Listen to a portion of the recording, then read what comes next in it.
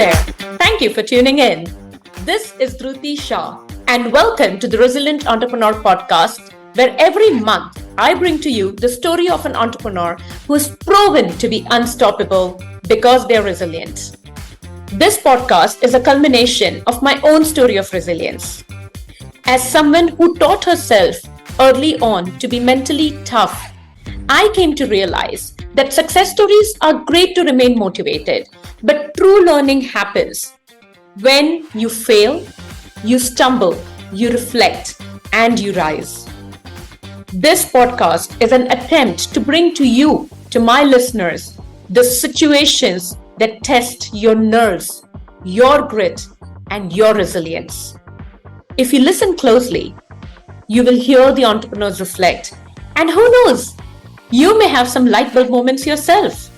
The Resilient Entrepreneur is brought to you by C2C OD, a firm that specializes in bringing people and strategy together. With that, let's meet my guest today. Coming right up.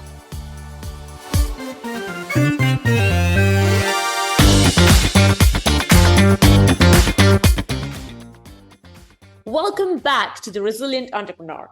My guest in this very first episode is an entrepreneur who's known for having truly reimagined women's wear and making premium fashion wear more inclusive. She's the one and only Ayushi Gudwani, founder and CEO of FS Life, which houses three brands: FableStreet, Pinkford, and March. Ayushi's entrepreneurial journey is really one of resilience. She built the business from scratch without a co-founder and with her personal investment. 7 years later, she has grown FableStreet into a widely recognized and loved brand with an enviable following. And she has won several accolades while she was at it. So check out our show notes for more on that. And I'm so excited to be speaking to her today. And here she is. Hey, Ayushi, welcome. We're so excited to have you on this podcast, The Resilient Entrepreneur. How have you been? I've been very well, and thank you so much for having me. It's a topic which is very close to my heart, so quite excited to share and talk more about it. Amazing. So why don't we start by just understanding your journey a little bit, Ayushi? What has it been like? It's a very long question or a very short answer. I think the shortest answer that I always give around this would be that it's been really hard, really, really hard, but it is absolutely worth it, and I'm glad that I took it. I think that's how I would put this entire journey, and just learning, unlearning, getting into the grounds of the execution. I've been doing this for about 7.5, 8 odd years, right? So it's not a short journey. And then building the team, figuring the journey with the team out, working with completely diverse set of people, leading a team of about 400, 500 people now. So, every stage has involved clearly learning and unlearning. There are fallouts in any shape and form across, but it's been very exciting. And now I can confidently say, when, people would always say that it feels like day one, it does feel like day one. There is a meaning to those things today, because today also, when you come back, you have so much to look forward to, and there's so much more to be done. Yeah, absolutely. So if we just kind of go back in history a little bit, how did FableStreet actually come into being? What got you started? The idea for me came when, you would never get great clothes for women. And if you look at me closely, you will see that, I'm on a larger size. I love wearing Western clothes. I would all the time shop internationally. I was working in a consulting firm, and, I would not get great clothes which would look good on me. So it was like a challenge consistently across. And that's when the idea, came across that, it would be a good idea to launch an apparel brand which would genuinely make real women feel beautiful and confident about themselves. So that was a meaning for me. Of course, building an executing a journey which has to be much more commercially savvy, etc. But the idea started from me resonating with the problem. It translated into figuring out that this is a need gap which gets resonated with the entire population and not just me. And then gets translated with my McKinsey background into a format that there is a real business case and an opportunity to build a multi-billion-dollar brand in that space. And when both of these things combine together, it allows you to build a startup that you're passionate about, but also something which is much more commercially savvy and something you can dedicate your long future life or professional life towards. Absolutely. And, having a corporate background, you said you were into the consulting firm McKinsey, right? And then having a startup, two very different worlds, right? In that sense, there's there's a little, Totally. yeah. So I can imagine, one, you have a little bit of a stability, you have a support system in place, and one is where you just, giving it your all and kind of starting solo, and the team comes later, I believe. Yes. So what were some of the challenges that you faced, Ayushi? It makes me think a lot around this, but I think so. The first biggest challenge was actually to decide that you want to do it, because you are so much in such a stable job all the time, right? Yeah. You're getting a recurring income. You are doing great. And you also know that if you stay here, you're going to earn like 2x, 3x, 5x more in a very short period of time, right? And suddenly moving from there to a completely zero income, and you don't know what the path takes, right? So I think that was the first mindset, self-inflicted challenge, I would say, that you would face. And interestingly, I think the best way for me to think about and get over that was, and I said that, right? I think I've watched this movie called Zindagi Na Milegi Dobara. And it showed how a consultant, or, Hrithik Roshan's life was so closer to my life. And I was like, dude, that is also the reality, right? If you don't give it a shot, then when will you give it a shot? And also the second thing was that really for people like us, and given my background, etc., what's in it to lose? I will lose some income for a couple of years, but in the long run, I'm not going to lose anything. My net present value, in a very consulting language, still remains the same, right? Yeah. So if I can trade that off and then give it a shot, and I think that was one element and one of the most critical challenge in my head. So it took me like almost 3 to 6 months to make that decision. It feels very easy today, and in the hindsight, I was like, why did I take so much of time? But back then it was quite hard. And then, of course, while building the business, you of course face a lot of challenges. The typical consulting to entrepreneurial shift challenges were, we are trained to think strategy, but we're not trained to think execution. Yeah. Execution is actually, today, if you ask me, it's very easy to develop strategy. It takes you like 20% of the time goes in that, and 80% of the hardcore job is actually execution and pulling it through and through. And I learned it on the ground, because we're all capable, but it was interesting. The second thing, which was an interesting personal challenge that I had to debate with, was, as a consultant, you are trained to share pros and cons, and this is good and all, but you are not making decisions. And suddenly you're thrown into a thing that every minute, every hour, everything you're deciding, who to hire, which agency to go with, like you're just filling yourself with decisions, right? So it would really slow you down, because I was not trained to make decisions. I would think and overthink, and I would need two validations, and then I would go and take a decision, right? So it always took me a very long time to actually step back and get into the startup, setting it up and getting it done mode. And then, of course, there are other set of challenges, but this is my core shift on the entrepreneurial to consulting challenges that I saw. I do want to share one or two more other snippets, right? But I do think that, consulting, and a lot of it, giving credit to McKinsey, that brings me back, is that it also trains you to think, things very holistically, which allowed me to actually learn all aspects of business very, very tightly. Had I not been a consultant, I would be good at one, not good at another. But as a part of my entrepreneurial journey today, I'm jack of all trades, and I can pick up anything, right? And then the second thing, which a lot more comes to you, is that, dream big and think big. So it doesn't hold me back today, right? I already have like XYZ entire chart. Like even before I started, I knew what I wanted to do. If the idea was not worth multi-billion dollars, I wouldn't have done this. So I didn't enter into this thinking ki mera, personal association hai, passion hai, is enough. I knew that this has to have a potential around this. And then the third one is, I think you get the confidence by spending some time at various consulting firms, but overall also the mindset that, if there is a problem to solve, you are certainly capable of solving it. Yeah. And that mindset if you build as an entrepreneur, then you are fearless to say that, you are competent to solve any issue. Yeah. And that is, I mean, as we touched about the resilient entrepreneur, right, is a core part of my journey, right? There's something that really makes me feel that if anyone in the world can solve it, I can certainly solve it. Yeah. Yeah, I love that quiet confidence that you have, and it's very clearly coming across. Love how you practically thought it through that, yes, I'm passionate about it, but is it also commercially viable? I think a lot of times entrepreneurs enter into this industry, into the startup industry thinking, chalo, right now we have the funding available, not a problem. Market seems to be good. And I'm passionate about it, right? But they don't think through in terms of how is this business going to scale up, right? But I also want to talk a little bit about something beautiful that you said, right? And a couple of points, right? If not now, when?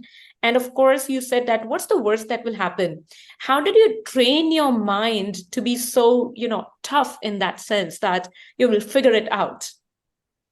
Um, So there are two actually slightly different questions that you mentioned, right? If not now and when actually is a consistent framing of the mind, right? And by the way, by being an entrepreneur, you go through it daily because you are seeing the opportunity cost of being an entrepreneur in terms of what you are, what your peers are doing and all. And I have, by the way, not seen the money as yet, right? So it's been about 7.5, 8 odd years, right? So you go through that journey daily, and you will also, how I train my mind is simple. One thing that, would I be doing anything else? I ask my question that whenever I am feeling a little bit low, or like saying ki ye to aise chal raha hai, uska chal raha hai, because every day you're faced by the world outside, right?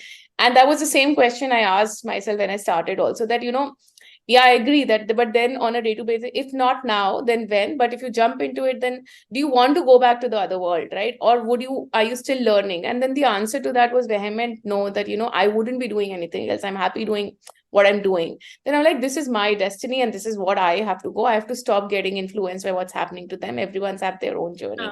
So that is one part of how, if not now and when, and also consistent reminder that what's in it to lose, which basically will remind you that, or if you have to tell yourself, like I tell myself when things are going sour, right, what's the worst?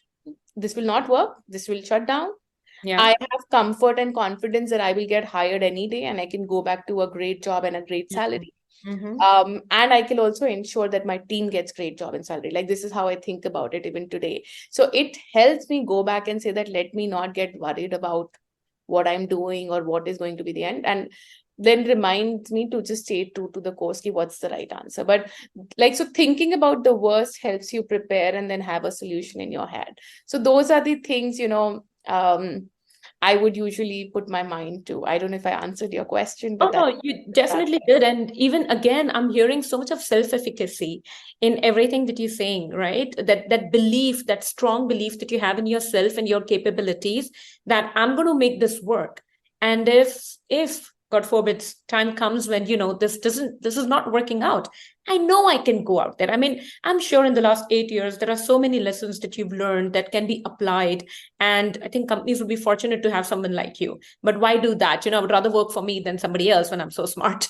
Yeah, no, absolutely. And I hope that that time doesn't come. Exactly. But at least I also don't know when the time comes, how I will react, because we are all emotional beings. But at least, I live by optimism, and I find answers for myself, which will go get me back to driving more.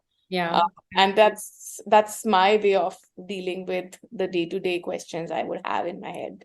Yeah, so you're definitely leveraging positivity in that sense. Absolutely. Remaining optimistic, but at the same time being cautious enough that you don't become over optimistic. Right. And I think people have a tendency to do that too, where you're overly optimistic and you ignore all the other data points. I'm like, none of this is gonna happen. And I'm like, okay, maybe not. Amazing. So, and I also heard one more thing, which is quite interesting, right? When you said that, my peers would have reached a certain point in time, a certain stage of life or career, right? And I'm not going to chart myself against that. And there is a beautiful article, I forget the name of the person who's written this, but he talks about FOPO, FOPO, which is fear of people's opinion. and how that kind of limits you, right? And how you need to go beyond that. So I think I'm hearing a little bit of that as well, that if I Yes. constantly am competing against other people, I don't know, right? I won't be where I am today. Yeah, I mean, this was not a term in my head, but as you rightly say so, I think, and as you say more, right, it makes me reflect more. If I look back at my journey, and if I forget the entrepreneurial journey, but my journey of, like I'm turning 40 next year, but I'm 39 right now, I have actually been an achiever throughout. I've grown up like I was the topper in the high school throughout. And that is the measure of success that people hold you to. So I have been on that measure of success, right? High school topper, followed by being your undergrad topper, then followed by being your B school topper around this, and then similarly doing great in McKinsey, etc. around this, right? I think while we are doing this, right, in our heads, we believe that this will come to an end at some point in time, and you are just chasing one thing after the other. At least that's been my mindset consistently around it. And at one point in time I had to say that, hey, I've proven myself enough. I'm good, and I don't need an external validation. And the other realization is that this rat race is not going to end. Oh It's yeah. going to be consistent. So if you are going to be a part of it, you choose that consciously. Otherwise, be contented that you are good and you want to carve out a different journey for yourself. Yeah. So, I decided to get out of that, the peer pressure or the external people's outcomes, etc. around it. Because I didn't need anything to prove. And maybe I not accomplished enough, I would still be consistently trying to be in that zone of proving. But for me, the journey was that I have accomplished enough, yet it doesn't end. So who am I chasing to prove it to? I have proven it to myself. That's So it. that is enough, and I need to be happy about it. And I will pick up my journey around this and my own way. And I'm glad I did that, because for me, it is still a race in the world that I am working in, but Mm. I'm building it on my own terms and I'm enjoying my professional journey. So I'm just glad I did it. Uh-huh, absolutely. So creating your own path, defining your own success, having your own yardsticks against which you measure your success, right? Yes. I think those are so important. And you've highlighted some beautiful principles of remaining resilient, actually, because that's what my research showed as well, that if you're able to do all of the above, and hey, we're all human, right? It may not be always possible. We are going to get into that phase again where we are maybe comparing, not realizing that we are, right? But I think Yeah, it's yeah. important to be kind of self-aware, pull yourself out of there and say that, Absolutely. yeah, Yeah. Absolutely. You bang on. And we need to figure yeah. out a way. By the way, when I say so, right, it's a good reflection. But that does not mean you go through that emotion daily. आज कुछ हो जाएगा तुम्हें लगेगा काश ये हो रहा होता. We're humans. It's if you're not perfect equally, right? Like, but how do you prevent yourself to getting down a drain and then pulling yourself back is something I think I've become fairly self-aware. So I do that to myself often. Yeah, and consistency, that's another thing, right? Yes. You just mentioned you do it often, so that consistency is important too in order to keep moving forward. I um, think it also taught a lot. I think that's also been a learning journey for mm, me. yeah. Have you had any point in time, Ayushi, where you felt like, okay, this is really not working out for me, and you really had to push yourself, or what are some of the things that you did, if at all you felt like that? I don't fully remember if I've had points where I've gone said that, this is not working out for me Mhm. a lot, right? I think, because we've been in a little bit of a more fortunate zone that we've done well.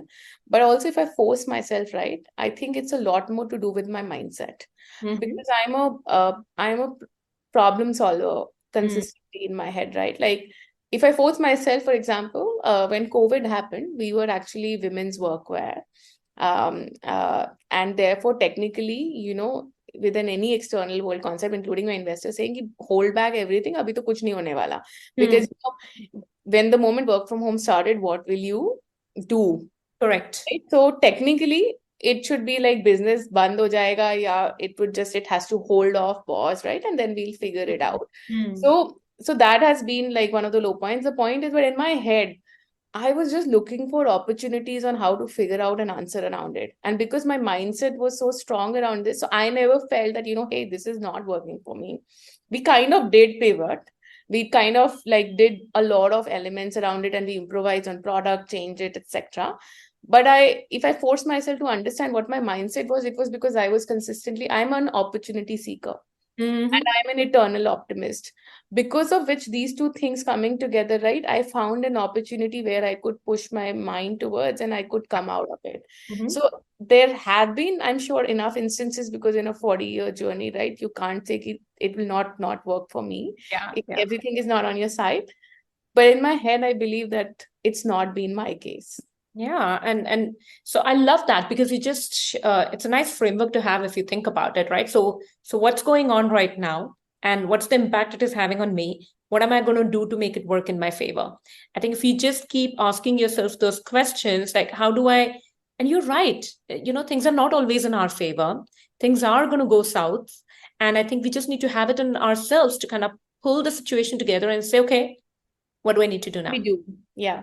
Yeah, that's it. And that eternal optimism, I love that. I can hear it in your voice.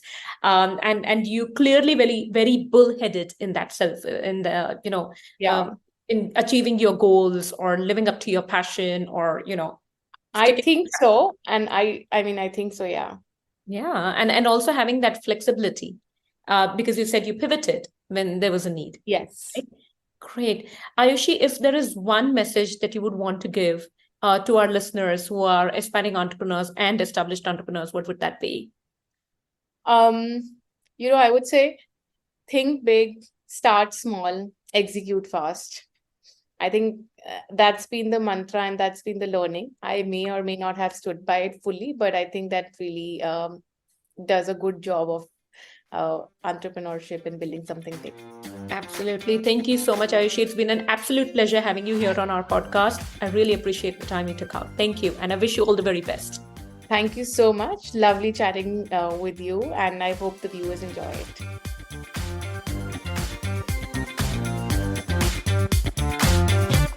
What a brilliant conversation. This never fails to energize me. Let's bring in my producer, Ramana. So, Ramana, what did you think of our first episode? Well, I think we started off with a bang with Ayushi's story. Great first episode to have in the bag. Yeah. And for me, like as I was listening to the two of you talk, Dhruti, I love the whole concept behind FableStreet, and Ayushi also spoke about that, right? About how FableStreet has brought fashion wear that's inclusive, truly inclusive of all women, of all sizes, Yeah. So I think that alone for me makes Ayushi a visionary entrepreneur. Yeah. How about you? What stood out to you? Well, for me, given that I'm so into the concept of resilience, what really stood out for me was Ayushi comes across as someone with nerves of steel. She did comment that she has a natural tendency to remain optimistic. And trust me, I was so jealous when she said that because I know it's not easy. I still have to work so hard in order to remain optimistic and, positive. And thankfully, that's a skill that we can build too. So to all our listeners out there, you don't have to be born resilient. You can build your resilience. There are more stories coming your way. So tune in next month for another story of a resilient entrepreneur. Thank you for listening. This is Dhruti Shah signing off. Take care.